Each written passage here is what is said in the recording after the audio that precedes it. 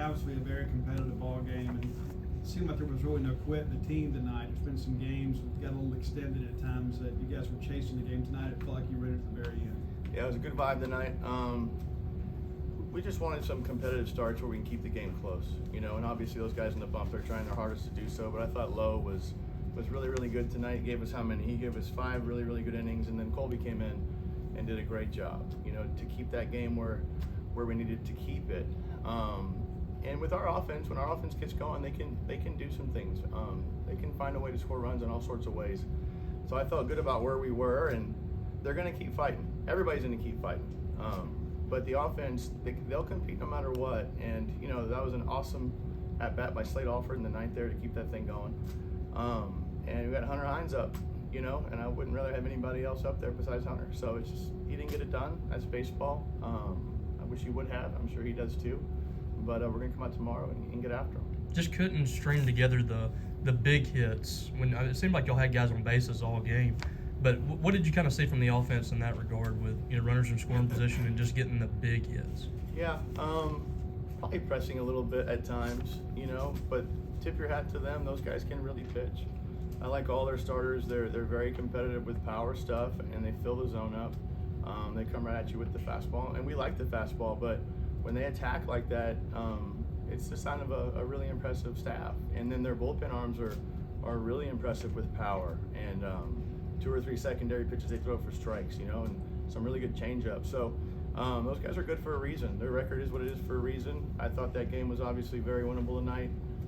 I wish we could have come through there late, but I'm just proud of the kids for the way they got after it and the way they fought. So we're going to keep doing. I want to say it was the 6th inning. Y'all get a couple of hits, and then Dakota Jordan gets thrown out at second base. Did you feel like that kind of took a little momentum away from y'all? Yeah, and that's nothing against DJ. He's just trying to be aggressive and find a way to win a ball game.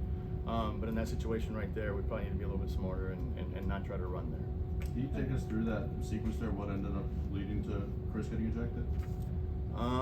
Well, I probably should stay away from that one.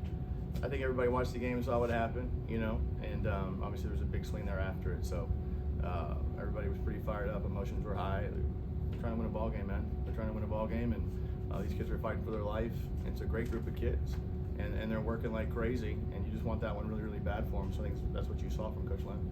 Seemed like there was a time you kind of had them on the ropes a little bit, and rather than sit soft, again, you guys want to hunt the fastball, but it seemed like they were really starting to spot up some changeups. They got Ledbetter to pop up on his front foot. They got Hines to swing over a couple breaking balls there.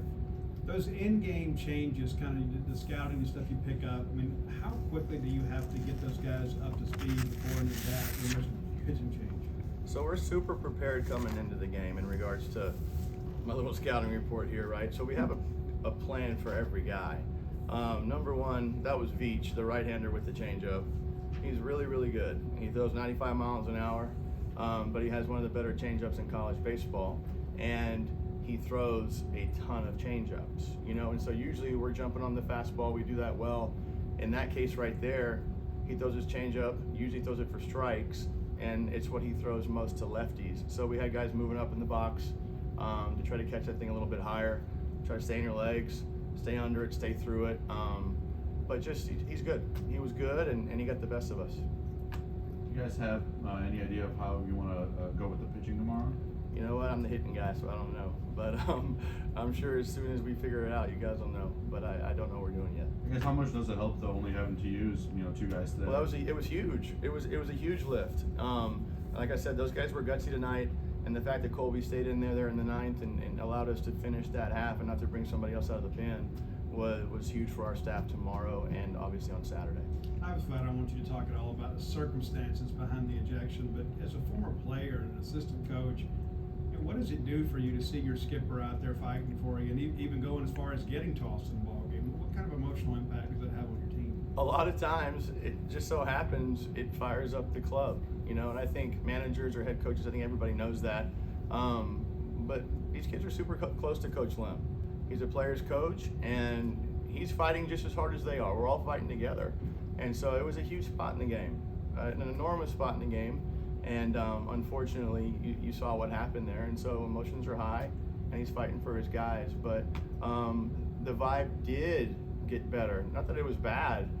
Guys just started to get really fired up, and and really, really into the ball game at that time. And I thought something special was about to happen. And like I said, with Hines up there late, I could just kind of feel it. It reminded me of the Alabama series last year, where he hit the homer, I think, in the 8th or the 9th, whatever it was. But it didn't happen. We're going to come out tomorrow, though, and we're going to get after him again. I know you're the hitting guy, but Durangelo made some really big pitches with guys in scoring position. A lot of it self-inflicted, but I mean, made really good clutch pitches. Just kind of what did you see from him, and that boost of keeping you in games even when they have a bunch of guys on bases? It was pretty gutsy, and obviously Lowe is a freshman, but he's super talented. But the really cool thing about Lowe is he's right here all the time. He's never too high, never too low. So there's never really a moment that's too big for him. And he showed a lot of heart and a lot of fight tonight, and that's just been the message, man. Just fighting, showing a lot of heart. Just keep going no matter the situation. We know it's tough right now, but those guys on the bump, they're giving us our best bolt. And tonight he obviously helped us tremendously to stay close, stay in that ball game, and have a chance to win it. I hate to ask you another pitching question, but was there a reason that Lowe didn't go left tonight? You know what? I don't really know. Obviously, over the year, he's like he'll have a lefty, and all of a sudden he'll throw right-handed. So as the hitting guy, I'm not really sure what he does or what the method to his madness is. Sometimes he just feels better from one side than the other. I don't think it's anything crazy or anything serious. I think it's just where he had comfort tonight. Is there kind of a key to keeping the team up in a stretch like this? I mean, I'm sure y'all are all aware of kind of the skid that y'all are on. Just how does the team stay up and get ready to go back out there tomorrow? Coach Lem, we watch a lot of inspirational documentaries, whatever it may be. One of my favorite ones we watched all of them. We watched MJ's, we watched Kobe's, we watched Tom Brady's. And the one thing from Tom Brady that Tom Brady says is there's no such thing as bad. As long as you can learn from the bad, you can always turn the bad into a positive, And so if these guys weren't trying, if they weren't working, if they weren't a wonderful group of kids, it'd be a different story, But these guys are all in, and they're getting after it, and they're fighting. So that's the message. Like tonight, they weren't trying to lose that ball game. They weren't trying to screw it up here or there. They're giving everything they have. And so we learn from our mistakes tonight, and tomorrow we come out and we try to fight again. There's really nothing else to do, right? There's no other option. But there's really no such thing as bad if you can learn from it. It might be bad play at times, we know that, but you just got to stay positive, keep coaching them, because they want to get better, they want to work, they want to win. Is there any update you guys can provide on Bryce Chance? I don't think it's anything crazy. I know he was sore, and so we gave him the night. I'm not sure where it's at right now. I may be wrong on this, but before the game, when Lim ran to the huddle, he got a big cheer from the players.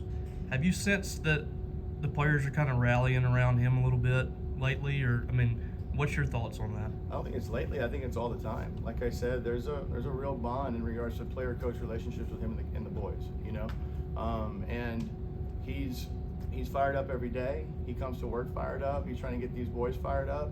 And they know Coach Lim has their back and vice versa, And so when times get tough, you got to be tough. And so that's what we're trying to do. We're all trying to be tough, and we're trying to stay positive and be energetic. And so he came out, I don't know, I think he had a recent hamstring or something. So he used to always run out there. Yeah. But he hadn't been able to run lately. But today he got a jog out there, so the guys looked up and they got pretty fired up about that. Kind of set the tone from the beginning.